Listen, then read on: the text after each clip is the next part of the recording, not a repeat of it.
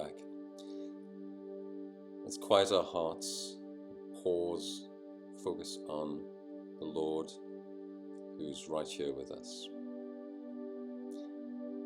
May we know you, Lord, not too much that we are no longer surprised by your grace, not too much that we are no longer overwhelmed by your joy. May our walk with you be like a sunrise each morning. May your love herald a new day in our journey. Amen.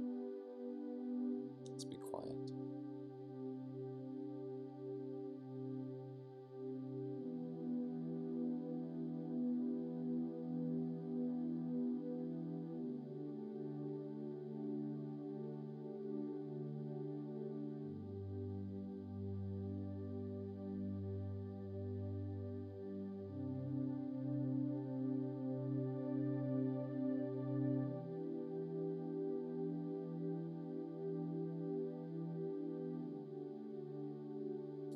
Today we're moving on to verse 8 of John chapter 1, still talking about John the Baptist.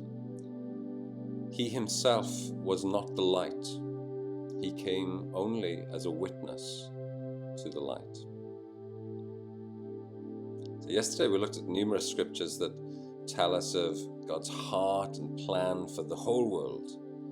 And we also reviewed some of Jesus' words about himself, where he was describing why he came into the world. Today, we're pondering this question: how can I be a witness to the light? I'm going to very quickly take a glance at the story of St. Patrick, the patron saint of Ireland. He was a great example of being a witness to the light. When he was about 16 years old, Patrick was trafficked actually as a slave to Ireland. He was probably Welsh, we can't be certain. And during his captivity in Ireland, he learned the ways of God as he looked after the sheep or the animals he was looking after in the field. And he also fell in love with the lives and the culture of his captors. He learned to appreciate their way of life. So later in life, when he went back to Ireland as a missionary, all of that stuff that he learned as a youngster became really, really helpful to him. So he was trying to relate to the Irish and share the gospel with them. So in sharing the gospel, Patrick was always keen to connect with people as they were. He found a way to connect the good news of Jesus Christ with the deepest needs of the people, whether that was physical or emotional or spiritual, of course. And he shared the good news in a way that would land comfortably with people through drama, poetry, music, etc. So he engaged the whole person, the mind, the emotions, the body, everything. Aidan was quite similar, actually. So when Aidan went to Northumbria to share the gospel, he insisted on learning the language of the locals so that he could share the gospel. His predecessor had insisted that the locals learned his language. So Aidan was very strong in connecting and being seen as an equal, and rather than lording it over the people he was sharing the good news with. A little different thought from Jesus' stories. Jesus told the story of the Good Samaritan. We would know that story probably.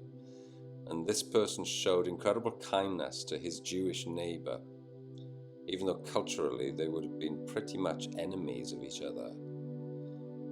As Jesus highlights, the Good Samaritan in showing kindness to this Jew was far better than the religious people who had walked right past this guy who was in need. And Jesus says, who was the neighbour to this Jew? And everybody agrees it was the Samaritan, of course. So today, as we move into a moment of contemplation, let's ponder two very simple questions. I'm thinking about How can I be a witness to the light? Let's ask ourselves these two questions. Who is my neighbour? And today, or maybe through Advent, what does love look like?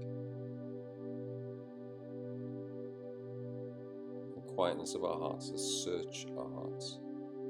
Let God drop people in there. They're the ones that I want you to think of as your neighbour. This is what I want you to do, to show kindness to them.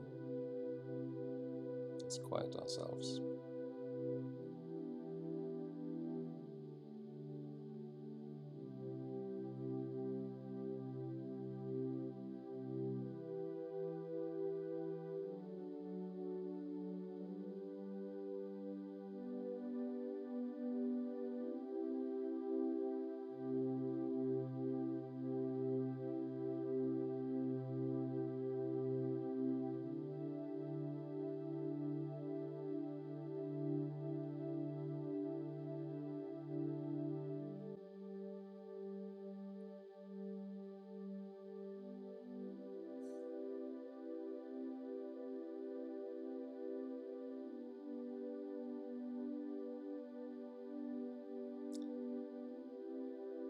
Lord, by your Spirit, please embolden us to share your excellent news with others.